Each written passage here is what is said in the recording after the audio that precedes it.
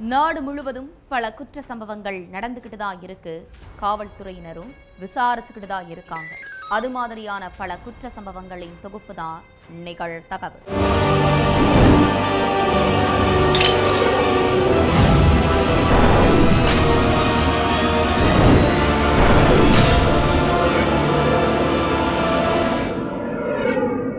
நிகழ்தகவு.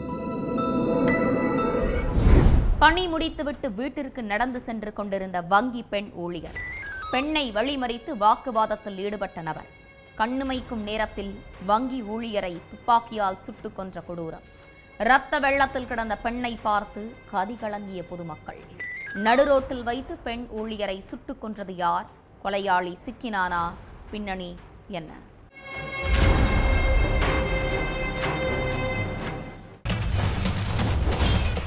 டிசம்பர் 23ஆம் தேதி நைட் 7 மணிக்கு திடீர்னு ஒரு பயங்கர சப்தம் கேட்டிருக்கு. ரோட்ல போயிட்டு இருந்தவங்க எல்லாரும் தங்களோட வாகனத்தை நிறுத்திட்டு என்ன சப்தம்னு பதற்றத்தோட பார்த்துக்கிட்டு இருந்தாங்க. அப்ப 2 வீலர்ல போயிட்டு இருந்த ஒரு பெண் நெஞ்சில கை வச்சுக்கிட்டே பொத்துன்னு விழுந்திருக்காங்க. அவங்க பக்கத்துல ஹெல்மெட் போட்டுக்கிட்டு பைக்ல உட்கார்ந்திருந்த ஒருத்தன் வேக வேகமாக பைக்ல தப்பிச்சு போயிருக்கான். கீழே விழுந்து உயிருக்கு போராடிக்கிட்டு இருந்தவங்களை அங்கிருந்தவங்க சேர்ந்து மீட்டு இருக்காங்க. அப்பதான் அந்த பொண்ணோட நெஞ்சில துப்பாக்கி குண்டு பாஞ்சிருக்கிறது தெரிய வந்திருக்கு. உடனே அவங்கள ஹாஸ்பிட்டலுக்கு அனுப்பி வச்சிருக்காங்க. ஆனா ஹாஸ்பிட்டலுக்கு போறதுக்கு முன்னாடியே அந்த பொண்ணோட உயிர் அடங்கிருச்சு.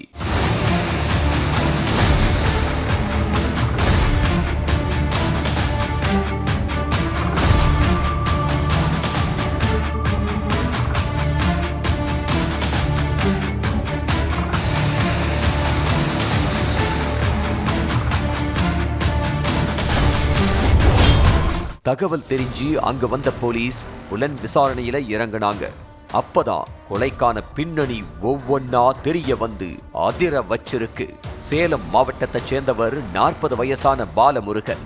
இவரு 2011 அதே ஊரை சேர்ந்த புவனேஸ்வரிங்கிற பெண்ணை கல்யாணம் பண்ணி இருக்காரு. இந்த தம்பதிக்கு 2 குழந்தைகள் இருக்காங்க. பாலமுருகனுக்கு சொந்த ஊர்ல வேலை கிடைக்காததுனால குடும்பத்தோட பெங்களூருக்கு போய் இருக்காங்க. அங்க போனதும் அவருக்கு ஐடில வேலை கிடைச்சிருக்கு. மனைவி புவனேஸ்வரிக்கு பிரைவேட் பேங்க்ல மேனேஜர் போஸ்டிங்கும் கிடைச்சிருக்கு. இப்படி வாழ்க்கை நல்லபடியா போயிட்டு இருந்த நேரத்துல பாலமுருகனை வேலையிலிருந்து தூக்கி இருக்காங்க.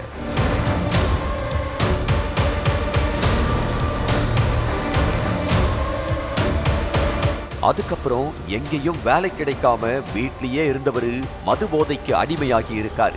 எந்த நேரமும் குடியும் கும்மாளமுமாவே இருந்த பாலமுருகன் பிள்ளைகளோட கல்விக்காகவும் வீட்டு செலவுக்காகவும் மனைவி கஷ்டப்பட்டு சம்பாதிச்சு வச்சிருந்த காசை எடுத்துட்டு போய் குடிச்சிட்டு வந்திருக்காரு.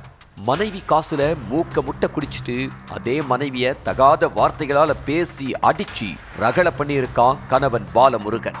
இதுக்கிடையில மனைவி புவனேஸ்வரியோட நடத்தை மேல பாலமுருகனுக்கு சந்தேகம் வந்திருக்கு.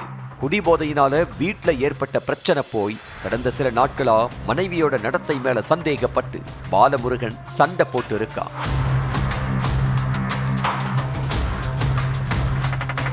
கணவன் கொடுக்கிற டார்ச்சரை தாங்க முடியாம ராஜாஜி நகர்ல ஒரு வீட்டை வாடகைக்கு எடுத்து தன்னோட பிள்ளைகளோட கடந்த 1 வருஷமா தனியா வாழ்ந்துட்டு வந்திருக்காங்க புவனேஸ்வரி. இதுக்கிடையில அடிக்கடி புவனேஸ்வரி வீட்டுக்கு போன பாலமுருகன் தான் கூட வீட்டுக்கு வர சொல்லி கேட்டு இருக்கான். ஆனா இனிமே உன் கூட என்னால வாழ முடியாதுன்னு புவனேஸ்வரி திட்டவட்டமா சொல்லி இருக்காங்க. அது மட்டும் இல்லாம விவாகரத்து கேட்டு பாலமுருகனுக்கு கோர்ட் மூலம் புவனேஸ்வரி நோட்டீஸ் அனுப்பி இருக்காங்க. அந்த நோட்டீஸை பார்த்ததும் கொந்தளிச்சு போன பாலமுருகன் என் கூட வந்து வாழ மாட்டேன்னு முடிவெடுத்ததுக்கு அப்புறம் நீ இந்த உலகத்திலேயே வாழக்கூடாதுன்னு சொல்லி மனைவிய கொலை செய்ய பிளான் போட்டிருக்கான். புவனேஸ்வரி கதையை முடிக்க ஆன்லைன் மூலமா கூலிப்படைய அமைக்க முடிவு பண்ணி இருக்கான். ஆனா அதுல யாரும் அவன் பேசின பணத்துக்கு சம்மதிக்கல.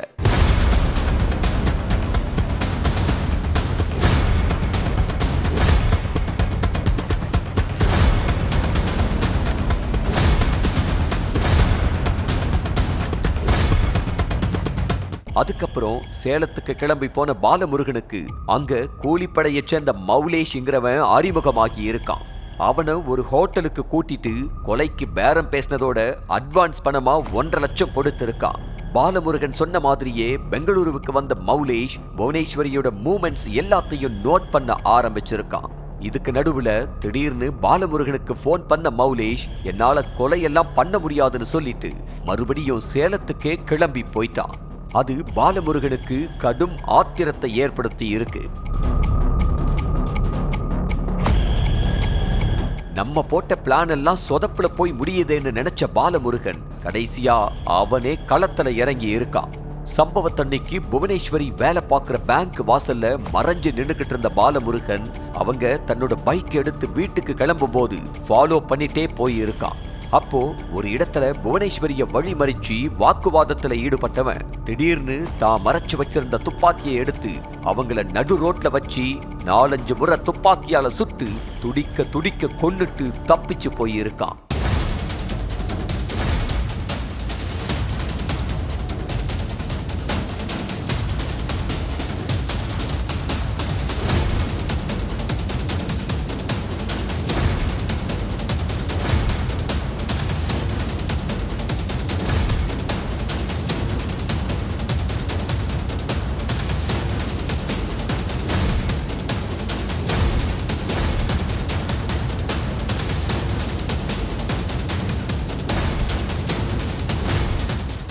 போலீஸ்காரங்க எப்படியும் நம்மள பிடிச்சிருவாங்க, அதுக்கு முன்னாடி நாமளே சரணடைஞ்சிருவோம்னு முடிவு பண்ண பாலமுருகன் பெங்களூரு போலீஸ் ஸ்டேஷன்ல போய் சரணடைஞ்சிருக்கான்.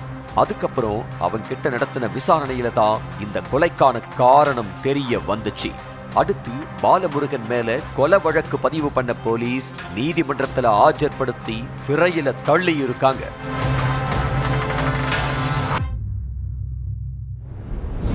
வீட்டில் இருந்த தங்கை திடீரென மாயம். தங்கையை தேடி அலைந்த அக்கா பல இடங்களில் தேடியும் கிடைக்காததால் காவல் நிலையத்தில் புகார். பக்கத்து கிராமத்தில் கிடந்த மணல் குவியல். சந்தேகப்பட்டு காவல் நிலையத்திற்கு தகவல் சொன்ன விவசாயிகள். சந்தேகத்துக்குரிய இடத்தை தோண்டி பார்த்தபோது காத்திருந்த பேரதிர்ச்சி. நடந்தது என்ன?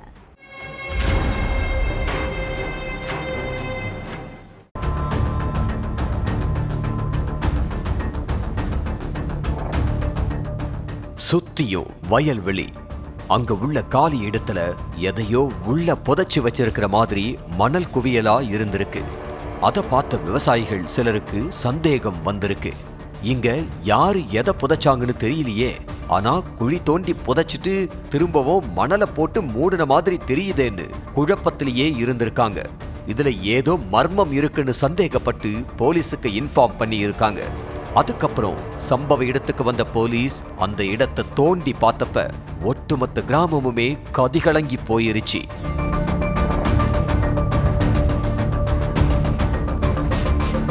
தருமபுரி இண்டூர்ல உள்ள ஒசஅள்ளி புதூருங்கிற கிராமத்தை சேர்ந்த ராஜேஸ்வரி தன்னோட அக்கா முனியம்மாள் குடும்பத்தோட சேர்ந்து ஒரே வீட்டுல இருந்திருக்காங்க.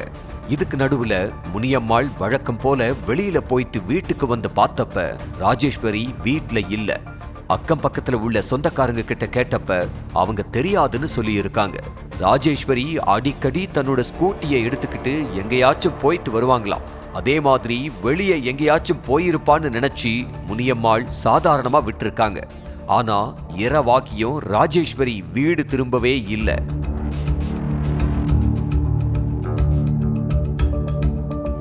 அவங்களோட போனும் ஸ்விட்ச் ஆஃப்லயே இருந்திருக்கு.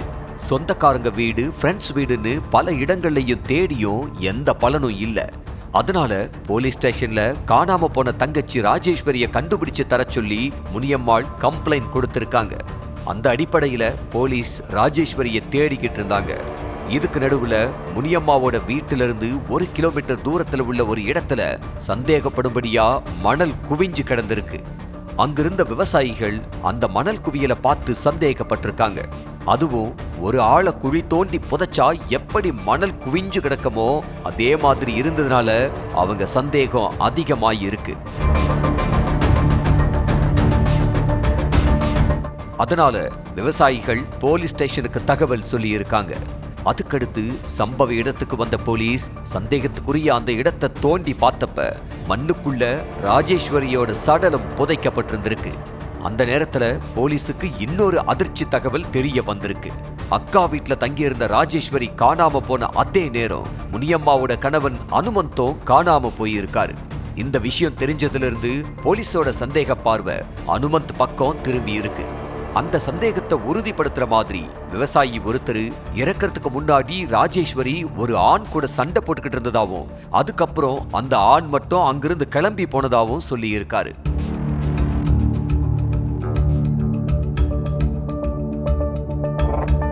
உடனே போலீஸ்காரங்க அனுமந்தோட போட்டோவை காட்டி இவர்தான் அந்த பெண் கூட சண்டை போட்டவரான்னு கேட்டிருக்காங்க. ஆமா சார், இந்த ஆளுதான்னு சொல்லியிருக்காரு அந்த விவசாயி.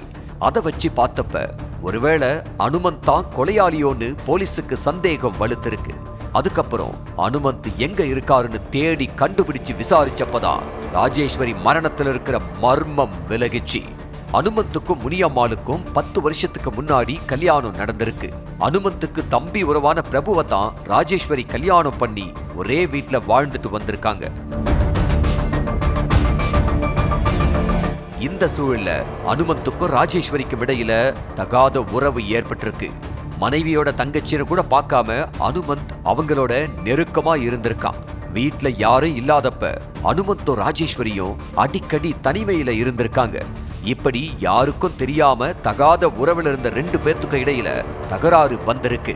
சம்பவத்தன்னைக்கு வெளியில கிளம்பிட்டு ராஜேஸ்வரிக்கு போன் பண்ண அனுமந்த் அவங்கள தளவாய் அள்ளி பகுதிக்கு வர சொல்லி இருக்கான். அதுக்கப்புறம் ராஜேஸ்வரியும் தன்னோட ஸ்கூட்டியை எடுத்துக்கிட்டு அங்க போனாங்க. நேர்ல சந்திச்சு பேசின 2 பேருக்கும் இடையில வாக்குவாதம் ஏற்பட்டிருக்கு.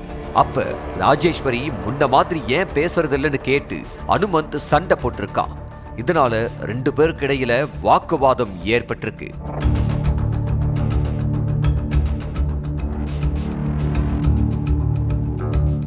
அப்போ ஆத்திரமடைஞ்ச அனுமந்த் கீழே கிடந்த கல்லை எடுத்து ராஜேஸ்வரி தலையிலேயே ஓங்கி அடிச்சிருக்கான். அதுல அவங்க மயக்கமடைஞ்சி கீழே விழுந்திருக்காங்க. அதோட விடாத அனுமந்த் அந்த இடத்திலேயே குழி தோண்டி மயக்கத்துல இருந்த ராஜேஸ்வரிய உயிரோடு புதைச்சிருக்கான். அதுக்கப்புறம் தன்னோட டிராக்டரை எடுத்துக்கிட்டு அங்கிருந்து தப்பிச்சு போயிருக்கா அனுமந்த். விசாரணையில மொத்த உண்மையும் தெரிய வரவே அவன் மேல கொலை வழக்கு பதிவு செஞ்ச போலீஸ் அனுமந்தை அரெஸ்ட் பண்ணி தொடர்ந்து விசாரணை நடத்திக்கிட்டு இருக்காங்க. ஆட்டோ ஸ்டாண்டில் ரத்த வெள்ளத்தில் கிடந்த பெண் சடலம். பெண்ணின் கணவர் மீது காவல் நிலையத்தில் புகார் அளித்த உறவினர்கள். போஸ்ட்மார்ட்டம் ரிப்போர்ட்டில் கிடைத்த அதிர்ச்சி தகவல். பெண் ஆட்டோ ஓட்டுநர் துப்பாக்கியால் சுட்டு கொலை செய்யப்பட்டது அம்பலம். தப்பி ஓட முயற்சித்த பெண்ணின் கணவரை சுட்டு பிடித்த போலீஸ். பெண் ஆட்டோ ஓட்டுநர் கொலை செய்யப்பட்டது ஏன்? பின்னணி என்ன?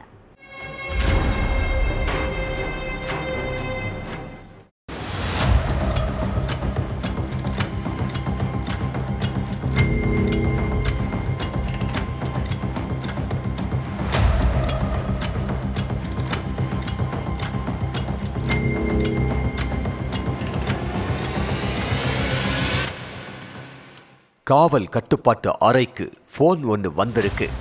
எதிர்முனையில பேசின ஒருத்தர், சார், நவாபாத் ஆட்டோ ஸ்டாண்ட்ல பெண் ஆட்டோ ஓட்டுநர் ஒருத்தவங்க ரத்த வெள்ளத்துல உயிரிழந்து கிடக்குறாங்கன்னு சொல்லி இருக்காங்க. இந்த விஷயத்தை கேட்டு ஸ்பாட்டுக்கு வந்த போலீஸ் உயிரிழந்து கிடக்கிறது யாருன்னு விசாரிக்க ஆரம்பிச்சாங்க. அதுலதான் உயிரிழந்தது ஜான்சி நகரத்தின் முதல் பெண் ஆட்டோ ஓட்டுநரான அனிதான்னு தெரிய வந்துச்சு. அதுக்கப்புறம் சடலத்தை மீட்டு போஸ்ட்மார்ட்டத்துக்கும் அனுப்பி வச்ச போலீஸ் இதை ஆக்சிடென்ட் கேஸாவும் ஃபைல் பண்ணி விசாரிச்சிருக்காங்க. அதுபடி மறுநாள் வெளியான போஸ்ட்மார்ட்டம் ரிப்போர்ட்ல அனிதாவை யாரோ துப்பாக்கியால சுட்டு கொலை செஞ்சதா குறிப்பிடப்பட்டிருந்துச்சு. இதனால அனிதாவை கொலை செஞ்சது யாரு, அவங்களுக்கு யார் கூடயாவது முன்பகை இருந்துச்சான்னு தெரிஞ்சுக்க போலீஸ் விசாரணையில இறங்கினாங்க. நவாபாத் பகுதியில் உள்ள மொத்த சிசிடிவி காட்சிகளையே எடுத்து ஆய்வு பண்ணியிருக்காங்க போலீஸ்.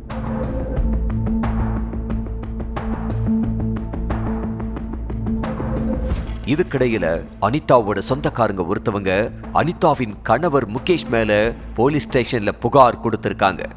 அதை வச்சு போலீசார் முகேஷை வலை வீசி தேட ஆரம்பிச்சாங்க. அவரோட செல்போன் நம்பரை ட்ரேஸ் பண்ணி விசாரிச்சிருக்காங்க. அதுபடி சிக்னல் அங்க உள்ள ஒரு காட்டு பகுதியில காட்டி இருக்கு. போலீசார் நேரா சிக்னல் காட்டின இடத்துக்கு போயிட்டு அங்க பதுங்கி இருந்த முகேஷை பிடிச்சு கஸ்டடியில எடுத்து விசாரிக்க ஆரம்பிச்சாங்க. அதுலதான் பல பகீர் உண்மைகள் வெளியில வந்திருக்கு. உத்தரப்பிரதேசத்துல உள்ள ஜான்சி பகுதியை சேர்ந்த முகேஷும் அதே பகுதியை சேர்ந்த அனிதாவும் ரொம்ப நாட்களா காதலிச்சிட்டு இருந்திருக்காங்க.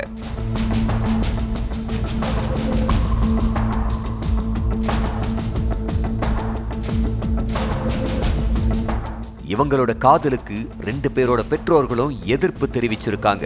ஆனா தங்களோட காதல்ல ரொம்ப தீர்க்கமா இருந்த 2 பேரும் வீட்டை விட்டு வெளியில வந்து யாருக்கும் தெரியாம அங்க உள்ள ஒரு கோயில்ல கல்யாணம் பண்ணிக்கிட்டாங்க. கல்யாணத்துக்கு அப்புறம் இந்த தம்பதி நிம்மதியா தங்களோட வாழ்க்கைய வாழ்ந்துட்டு இருந்திருக்காங்க. ஆனா அடுத்த கொஞ்ச நாட்கள்லயே இவங்களுக்குள்ள பிரச்சனை ஏற்பட ஆரம்பிச்சிருக்கு. தொட்டதுக்கெல்லாம் இந்த தம்பதிக்குள்ள சண்டையும் சச்சரவுமாவே இருந்திருக்கு. இதுக்கிடையில அனிதாவோட நடத்தையிலையும் சந்தேகப்பட ஆரம்பிச்சிருக்காரு முகேஷ். மனைவியை போட்டு அடிக்கிறது, செல்போனை கொடுக்காம சித்திரவதை பண்றதுமா இருந்திருக்காரு. இதனால நொந்து போன அனிதா இனி இவனோட வாழ்ந்தா நம்ம எதிர்காலமே கேள்விக்குறியாகிரும்னு முடிவு பண்ணி முகேஷை விட்டு பிரிஞ்சு தனியா வாழ ஆரம்பிச்சிருக்காங்க.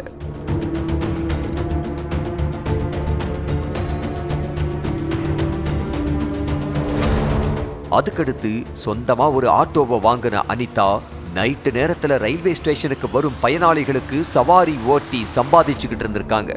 இதுக்கிடையில அனிதா தன்னை விட்டு பிரிஞ்சு போனதுனால அவங்க மேல முகேஷ் கொலை வெறியில இருந்திருக்காரு. அவங்க வேற ஒரு ஆண் கூட பழகிக்கிட்டு இருக்கிறதா நினைச்ச முகேஷ் அவங்கள பழி வாங்கவும் திட்டம் போட்டிருக்காரு. அதுக்காக தன்னோட நண்பர்கள் 2 பேர்கிட்ட நடந்த எல்லா விஷயத்தையும் சொல்லி கொலைக்கான ஸ்கெட்சையும் போட்டிருக்காரு. சம்பவத்தன்னைக்கு அனிதா சவாரிக்காக ரயில்வே ஸ்டேஷனுக்கு வெளியில நின்னுகிட்டு இருந்திருக்காங்க. அப்ப சம்பவ இடத்துக்கு போன முகேஷும் அவரோட நண்பர்களும் அனிதா கிட்ட பயங்கரமா வாக்குவாதம் பண்ணி இருக்காங்க. அடுத்து மறைச்சு வச்சிருந்த துப்பாக்கியை எடுத்த முகேஷ் அவங்கள சரமாரியா சுட்டு கொண்டுட்டு அங்கிருந்து தப்பிச்சு போயிட்டாரு. இந்த விஷயத்தை கேள்விப்பட்டு ஸ்பாட்டுக்கு வந்த போலீஸ் கொலையாளி முகேஷை தேடி இருக்காங்க.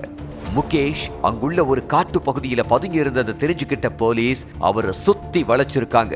போலீஸ பார்த்ததும் முகேஷ் தப்பிச்சு ஓட பார்த்திருக்காரு.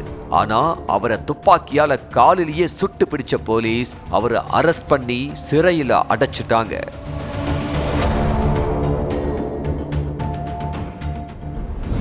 பெட்ரோல் பங்கின் பின்புறத்தில் அழுகிய நிலையில் கிடந்த இளைஞரின் சடலம். கவர்மெண்ட் ஐடி ப்ரூஃபை கொண்டு உயிரிழந்தவரை அடையாளம் கண்ட போலீசாரின் கேள்விகளுக்கு முன்னுக்கு பின் முரணாக பதிலளித்த மனைவி. அடுத்தடுத்த விசாரணையில் வெளியான பகீர் தகவல்கள். இளைஞர் கொலை செய்யப்பட்டது எப்படி? பின்னணி என்ன?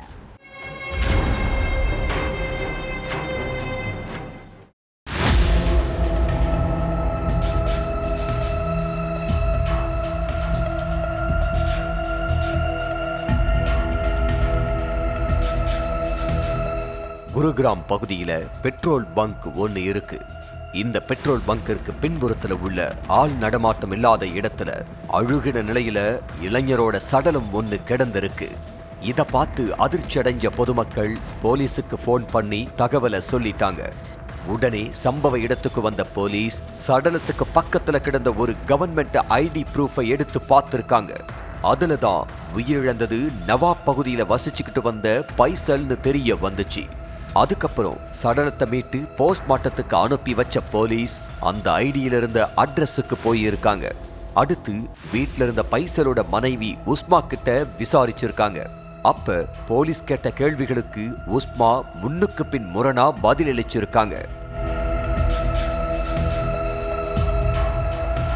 இதனால அவங்க மேல சந்தேகம் அடைஞ்ச போலீசார் உஸ்மா கிட்ட விசாரிக்க வேண்டிய விதத்துல விசாரிச்சிருக்காங்க. அதுலதான் இந்த கொலைக்கான காரணம் என்னன்னு தெரிய வந்துச்சு. உத்தரப்பிரதேசத்தில் உள்ள நவாப் பூங்கா பகுதியைச் சேர்ந்த பைசலுக்கும் அவரோட சொந்தக்கார பெண் உஸ்மாவுக்கும் 2023ஆம் ஆண்டுல கல்யாணமாகி இருக்கு.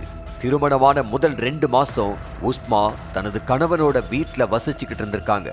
உஸ்மா தன்னோட கணவன் பேச்ச கேட்க மாட்டாங்களாம். தாய் யாஸ்மின் மற்றும் தாய் மாமன் ஆஃப்தாப் பேச்ச கேட்டுக்கிட்டு கணவனை தொடர்ந்து துன்புறுத்தி இருக்காங்க. இதனால குடும்பத்துக்குள்ள பிரச்சனை ஏற்பட ஆரம்பிச்சிருக்கு. பிரச்சனையை தவிர்க்க பைசல் தனது மனைவியுடன் கும்ஹார் மண்டி பகுதியில் உள்ள வீட்டை வாடகைக்கு எடுத்து அங்க வசிக்க போயிட்டாரு. அப்ப உஸ்மா மறுபடியும் தன்னோட தாய் பேச்ச கேட்டுக்கிட்டு கணவனை ரொம்ப டார்ச்சர் பண்ணி இருக்காங்க. இதனால கான்பூர்ல இருந்து வெளியேறின பைசல் ஹரியானாவில் உள்ள குருகிராம் பகுதிக்கு தனது மனைவியோட குடி போயிட்டாங்க.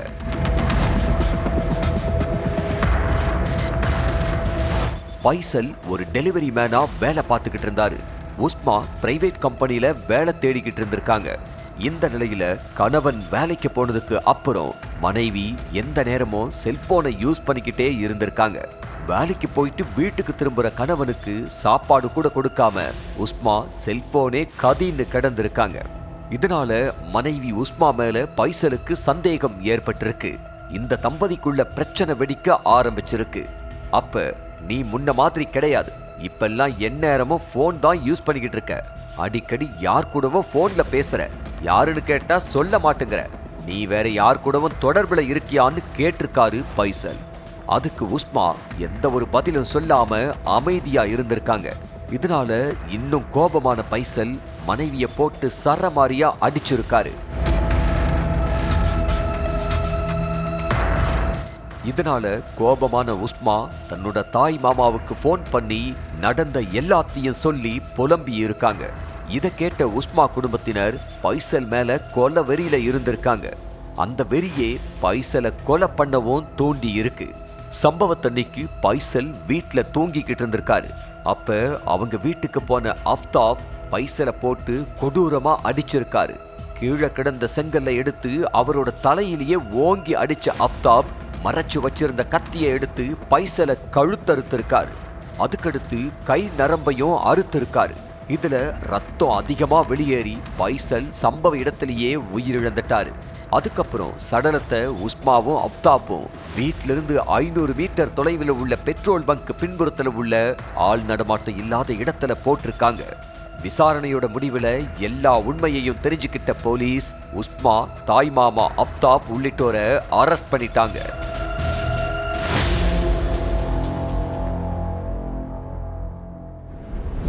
தண்ணீர் தொட்டியில் சடலமாக கிடந்த தாய், தொட்டியின் அருகே வளையல் உடைந்து கிடந்ததால் சந்தேகமடைந்த போலீஸ் சடலத்தை போஸ்ட்மார்ட்டத்திற்கு அனுப்பி வைத்த காவலர்கள். கழுத்து மற்றும் உடலில் காயங்கள் இருந்ததாக வெளியான அதிர்ச்சி ரிப்போர்ட். தாயை கொலை செய்த நபர்கள் யார்? பின்னணி என்ன?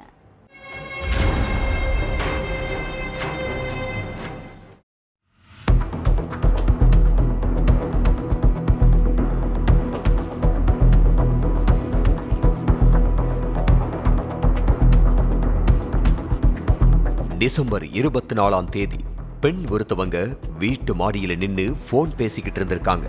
அப்ப பக்கத்து வீட்டை சேர்ந்த பல்ஜிந்தர் கவுருங்கிற பெண் தண்ணீர் தொட்டிக்குள்ள கிடந்திருக்காங்க. அவங்களோட தலை தண்ணீர்ல மூழ்கியபடியும் உடல் வெளியே தொங்கியபடியும் கிடந்திருக்கு.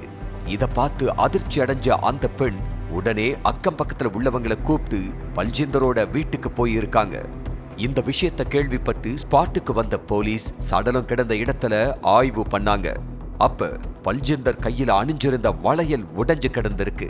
இத பார்த்து சந்தேகம் அடைஞ்ச போலீஸ் சடலத்தை பிரேத பரிசோதனைக்கு அனுப்பி வச்சிருக்காங்க. அதுபடி வெளியான ரிப்போர்ட்ல பல்ஜிந்தரோட கழுத்திலையும் உடல்களையும் காயங்கள் இருந்ததா குறிப்பிடப்பட்டிருந்துச்சு. இதனால இத கொலை வழக்கா பதிவு செஞ்ச போலீஸ் கொலையாளி யாருன்னு கண்டுபிடிக்க தீவிர விசாரணையில இறங்கினாங்க. ஹரியானாவில் உள்ள யமுனா நகர் ஷியாம்பூர் பகுதியைச் சேர்ந்த சர்பஞ்ச் ஜஸ்பீர் சிங் பல்ஜிந்தர் தம்பதிக்கு கோமித் ரதின்னு ஒரு மகன் இருக்கான். இந்த தம்பதி தங்களோட மகன் கோமித் ரதிய நல்லபடியா படிக்க வச்சிருக்காங்க. ஆனா கோமித் ரதி தாய் சொல் பேச்ச கேட்க மாட்டான்னு சொல்லப்படுது. பெற்றோர்கிட்ட சொல்லாம ஃப்ரெண்ட்ஸுகளோட சேர்ந்து ஊர் சுத்துறது, ஓதாரித்தனமா பணத்தை செலவு பண்றதுன்னு இருந்திருக்காரு.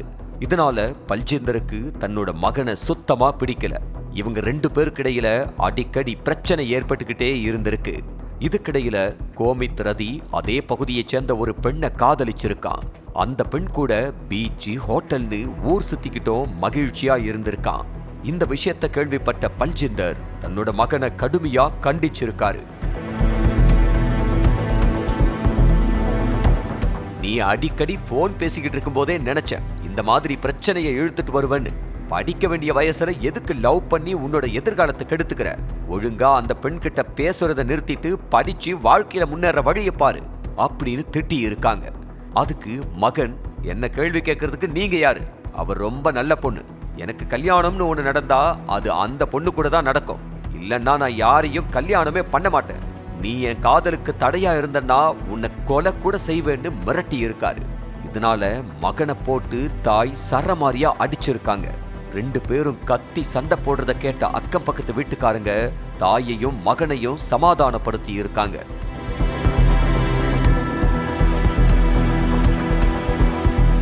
இதுக்கிடையில கோமித் ரதிய அவங்க பெற்றோர் இங்கிலாந்துக்கு அனுப்பி இருக்காங்க. ஆனா அங்க போனதுக்கு அப்புறமோ தாய்க்கும் மகனுக்கு இடையில தொடர்ந்து சண்டை ஏற்பட்டிருக்கு. டெய்லி 2 பேரும் போன்லயும் சண்டை போட்டுக்கிட்டே இருந்திருக்காங்க. மகன் தன்னோட காதலை கைவிட முடியாதுன்னு விடாப்பிடியா இருந்திருக்காரு.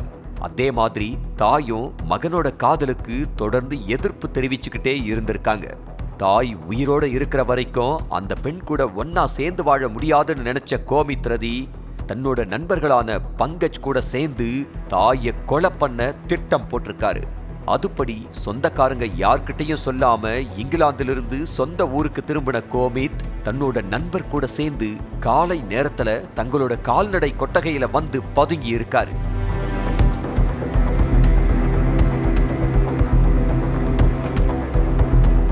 அந்த நேரத்துல பல்ஜிந்தர் தண்ணீர் எடுக்க அங்க வந்திருக்காங்க. அதை பார்த்த கோமித்தும் அவரோட நண்பரும் கையில கிடைச்ச பொருட்களை எடுத்து தாயை சரமாரியா அடிச்சிருக்காங்க. 2 பேர்கிட்ட இருந்தும் தன்னை காப்பாத்திக்க பல்ஜிந்தர் ரொம்ப போராடி இருக்காங்க. பல்ஜிந்தரும் பதிலுக்கு தன்னோட மகனை தாக்கி இருக்காங்க. அப்ப அவங்க கையில அணிஞ்சிருந்த வளையல் எல்லாம் உடைஞ்சி சிதறி இருக்கு. பல்ஜிந்தர் திருப்பி தாக்குனதால கடும் கோபமான கோமித்தும் அவரோட நண்பரும் அவங்கள கீழே தள்ளி விட்டுட்டு கழுத்தை நெரிச்சிருக்காங்க. இதுல தாய் பல்ஜிந்தர் சம்பவ இடத்திலேயே வலி தாங்க முடியாம துடிக்க துடிக்க உயிரிழந்துட்டாங்க. அடுத்து சடலத்தை தரன்னு இழுத்துட்டு வந்து வீட்டு தண்ணீர் தொட்டியில போட்ட கோமித் தாய் தண்ணீர் தொட்டிக்குள்ள தவறி விழுந்து உயிரிழந்துட்டதா நாடகமாடி இருக்காரு. ஆனா வளையல் உடைஞ்சு கிடந்ததை வச்சும் போஸ்ட்மார்ட்டம் ரிப்போர்ட்டை வச்சும் இது கொலைன்னு கன்ஃபார்ம் பண்ண போலீஸ் கோமித்தையும் அவரோட நண்பரையும் அரெஸ்ட் பண்ணி சிறையில அடைச்சிட்டாங்க. ஒவ்வொரு குற்றங்களின் முடிவும் சட்டத்தின் கையில். விசாரணை தொடரும். பார்க்கலாம் அடுத்த நிகழ்தகவல்.